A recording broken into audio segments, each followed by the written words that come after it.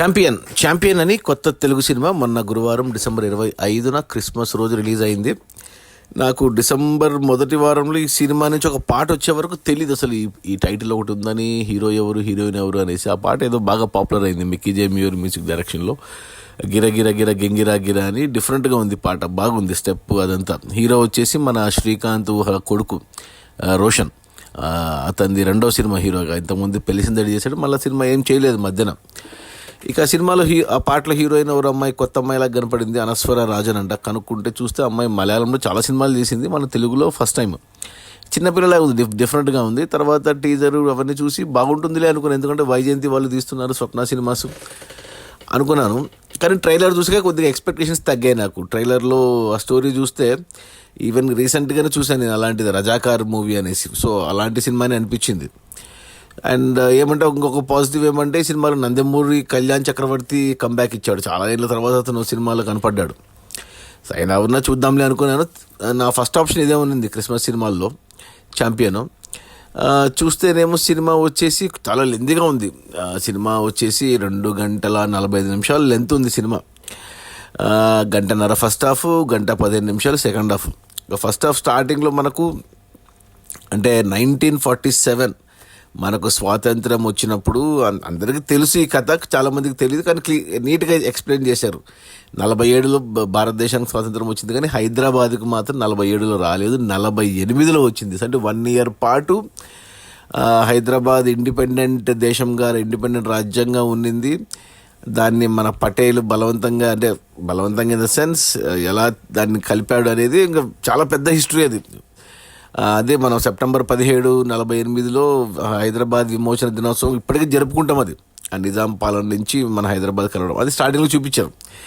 అక్కడ మన సర్దార్ పటేల్లో మన మంచి పాపులర్ యాక్టర్ని పెట్టారు, బాగానే ఉంది అదంతా. అది నీట్గా, అంటే ఎవరికైతే హిస్టరీ తెలియదో ఈ రజాకార్ల గురించి, హైదరాబాద్ చరిత్ర గురించి, వాళ్లకు బాగా అనిపిస్తుంది, ఓహో ఇది చరిత్ర అనేసి, నిజంగా జరిగింది కదా అనేసి. సో ఆ తర్వాత కొద్దిసేపు పెట్టారు, ఎక్కువసేపు పెట్టలేదు. అది కాసిం రజ్వీ అని, అంటే ఈవెన్ నాకు చరిత్ర తెలుసు కాబట్టి, ప్లస్ ఇలాంటి సినిమాలు చూశాను కూడా రీసెంట్గా. రజాకార్, అంతకుముందు నాగార్జున రాజన్న మూవీ నాకు చాలా ఇష్టం ఈ రజాకార్ల మూవీస్లో. ఇది 3వ సినిమా నేను చూడడం అలాంటిది. ప్లస్ నాకు పర్సనల్గా కూడా హిస్టరీ తెలుసు ఈ రజాకార్లది. సో అలా అది పక్కన పెట్టేస్తే, ఆ తర్వాత మనకు హీరో పరిచయాన్ని పెట్టారు, హీరోని. అది ఇంకా అంటే కొద్దిగా 48 హైదరాబాద్ బ్యాక్డ్రాప్ పెట్టినా, కొద్దిగా రిచ్ ఫోటోగ్రఫీ అవన్నీ ఉన్నా కానీ అంటే హీరో బాగున్నాడు అబ్బాయి. రోషన్ హెయిర్ స్టైల్ కానీ, గడ్డం కానీ, ఆ కళ్ళు, పిల్లి కళ్ళు, హైట్, పర్సనాలిటీ అంతా బాగుంది. కానీ ఎందుకో కొద్దిగా వాయిస్ ఇంకా చిన్నపిల్లోడి వాయిస్ లాగానే అనిపించింది నాకు. ఇంకా మ్యాన్లీ వాయిస్ ఇంకా రాలేదు. ఇంకా ఏమో అలా పెట్టారు. ఆ పిక్చరైజేషన్ కూడా, టేకింగ్ కూడా ఎలా ఉందంటే కొద్దిగా కామెడీగా ఫన్నీగా. అక్కడ మనకు ఈమె ఎవరు మన అంటే సెటప్ చూస్తే ఒక ఇంగ్లీష్ సినిమా చూస్తున్నామా, హిందీ సినిమా చూస్తున్నామా, తెలుగు సినిమా చూస్తే డౌట్ వచ్చింది నాకు. ఎక్కువ ఇంగ్లీష్లో పెట్టుకున్నాడు డైలాగ్స్, ఎందుకంటే అప్పుడు బ్రిటిష్ వాళ్ళు ఉన్నారు కాబట్టి. ఇంకా అది హీరో ఏదో ఫుట్బాల్ ప్లేయర్ లాగా చూపించడం అవన్నీ ఓకే బాగానే ఉంది అక్కడికి. ఇక ఆ తర్వాత కథ ఇక మనకు అంటే అక్కడ వెన్నెల కిషోర్ క్యారెక్టర్ కూడా ఉంది, కానీ వెన్నెల కిషోర్ని ఈసారి సీరియస్ రోల్కి తీసుకున్నారు డిఫరెంట్గా. ఆ సెటప్ అయిపోయాక ఇక మెయిన్ స్టోరీ ఏదైతే ఉందో, బైరాన్పల్లి అనేది చరిత్రలో ఏమంటారు హైదరాబాద్ విమోచనానికంటే నిజాం స్టేట్ ఇండియాలో కలవడానికి one of the main reason. చాలా ఉన్నాయి ఇలాంటి గ్రామాలు, ఇలాంటి కథలు, బట్ ఈ బైరాన్పల్లి కూడా ఒకటి. దీన్ని ఎంచుకున్నారు బేస్గా వాళ్ళు, ఈ సినిమా వాళ్ళు. సో బైరాన్పల్లిలో మెయిన్ మన కళ్యాణ్ చక్రవర్తి క్యారెక్టర్ పెట్టుకున్నారు, రాజిరెడ్డి క్యారెక్టర్ అని పెట్టుకున్నారు. ఇక మిగతా అందరు యాక్టర్లు ఉన్నారు, కానీ అందరూ ఎందుకో ఎవరు సూట్ అయినట్టు అనిపించలేదు నాకు. అందరూ వాయిస్లు కానీ ఓవర్ యాక్షన్ అనిపిస్తుంది, ఓవర్గా డైలాగ్ చెప్తున్నట్టు అనిపిస్తుంది, మాటలు కూడా సరిగ్గా రాసుకోలేదు, సూట్ అవ్వలేదు. కొంతమందికి తెలంగాణ యాక్సెంట్ రాదు, కళ్యాణ్ చక్రవర్తికి వాళ్ళకి బలవంతంగా అది జరిపినరు, చూసిండ్రు, చేసిండ్రు, ఇలా కృత్రిమంగా ఆర్టిఫిషియల్గా అనిపించింది. అది కరెక్ట్ వర్డ్, ఆర్టిఫిషియల్గా అనిపించింది అంతా నాకు ఆ సెటప్ అదంతా. సరే ఇక అక్కడ హీరోయిన్, ఈ అమ్మాయి చూస్తే సింపుల్గా చూపించారు అమ్మాయిని, హీరోయిన్. అసలు చిన్నపిల్లనా పెద్ద పిల్లనా అర్థమే కాలేదు. దానితో అమ్మాయి డబ్బింగ్ ఆమె చెప్పిందో వేరే వాళ్ళు చెప్పారో తెలియదు, కానీ ఆ మలయాళం యాక్సెంటా మరి ఏంటో పట్టి మాట్లాడినట్టు సూట్ అయినట్టు అనిపించలేదు నాకు. ఏంటబ్బా అనుకున్న, హీరో వచ్చేసి హైదరాబాద్ నుంచి ఆ బైరాన్పల్లిలో ఎలా ఇచ్చుకోకపోయాడు, ఇదంతా కథ నడుస్తూ ఉంది. అని చాలామంది యాక్టర్లు ఉన్నారు, అంటే క్యారెక్టర్స్ ఉన్నాయి, యాక్టర్లు కాదు క్యారెక్టర్స్ ఉన్నాయి, కానీ అవన్నీ కొద్దిగా నోన్ ఫేసెస్ పెట్టింటే రిజిస్టర్ అయ్యి ఉండేవి. అంత చాలామంది కొత్త వాళ్ళని తీసుకున్నారు. ఇప్పుడు హిందీ నుంచి కూడా కేకే మీనను ఇలాంటి వాళ్ళని పెట్టుకున్నారు, కానీ ఎక్కువ రిజిస్టర్ కాలేదు వాళ్ళు. అంతెందుకు మన రణ్వీర్ షోరెన్ అయితే లాస్ట్లో గుర్తుపడ్డాను నేను, హిందీ యాక్టర్ని. ఇలా ఏంటో ఇంకా మీకు రచ్చరవి వీళ్ళందరూ కొద్దిగా ఓవర్ యాక్షన్ చేస్తున్నారు.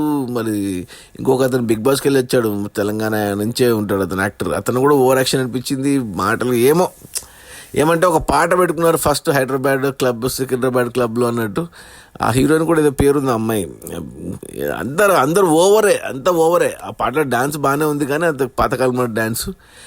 నేను ఆ పాట కోసం వెయిట్ చేస్తున్నా, గిరగిర గింగిరా గిర. ఆ పాటనైతే యాక్చువల్గా ఒక పాటలాగా చూపించలేదు, అక్కడక్కడ బిట్లు మాదిరిగా చేశారు అది. ఇక అంతే. ఇక హీరో ఛాంపియన్ గోల్ ఏందో, హీరోయిన్తో హీరో లవ్ అనేది ఎస్టాబ్లిష్ చూపారు, అసలు అది లేదు. మెయిన్ ఈ బైరాన్పల్లి మీదే వెళ్ళింది, అక్కడే నాకు దెబ్బ కొట్టేసింది సినిమా. అబ్బా నాకు తెలుసు, నేను చూశాను, అయినా అదన్నా బాగుందా, బాగా ఎఫెక్టివ్గా చూపించారంటే అది లేదు. ఇలా ఫస్ట్ హాఫ్ గంటన్నర నడిచింది. ఇంటర్వెల్ ముందు ఫైట్కి అయితే హీరో ఎందుకు వెళ్ళిపోయేవాడు, వెనక్కి ఎందుకు వచ్చాడో దానికి బలమైన కారణం లేదు అక్కడ. అవన్నీ హీరోయిక్ షాట్స్ అవన్నీ పెట్టుకున్నారు, కానీ మనకి ఇంపాక్ట్ కలగలేదు నాకైతే.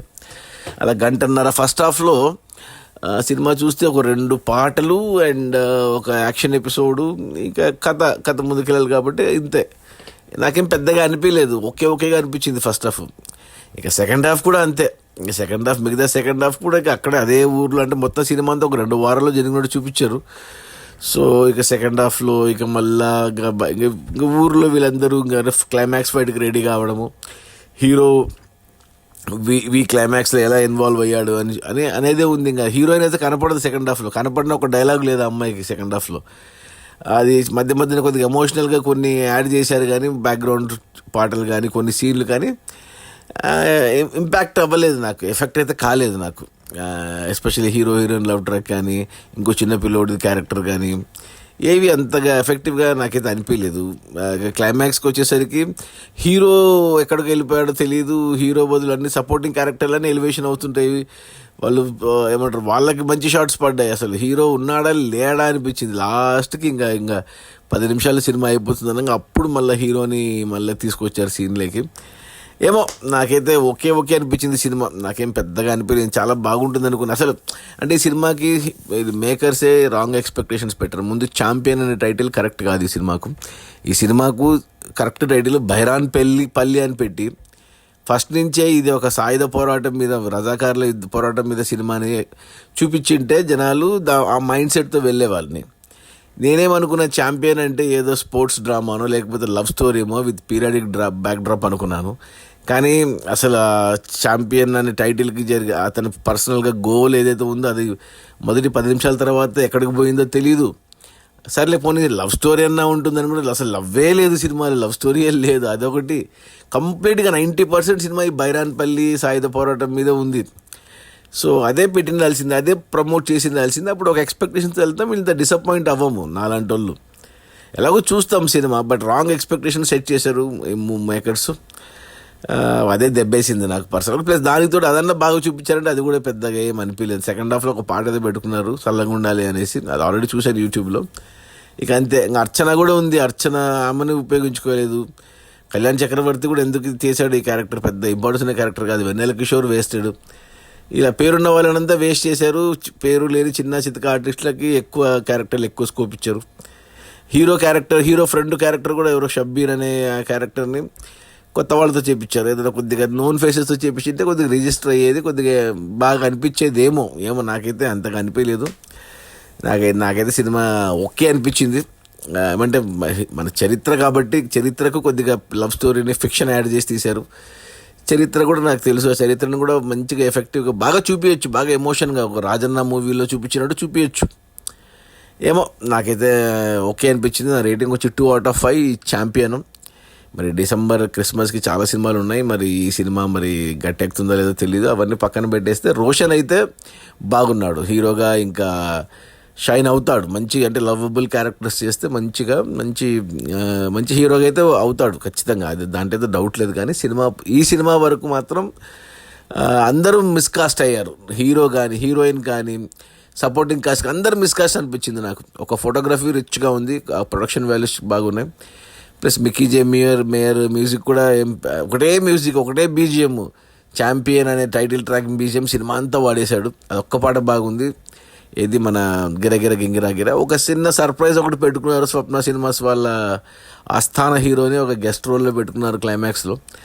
అది ఎక్స్పెక్ట్ చేయలేదు. అదొక్కటి పర్లేదు, బాగుంది. ఇంక అంతే, పెద్దగా ఏం లేదు. కొత్త డైరెక్టర్ ఎవరు అద్వైత్ అంట, ఏదో రాసుకున్నాడు తీసుకున్నాడు. కానీ వేరే కథ తీసుకోండి అది. ఎందుకంటే ఈ కథ అందరికీ తెలిసిన కథే, బైరాన్పల్లి స్టోరీ.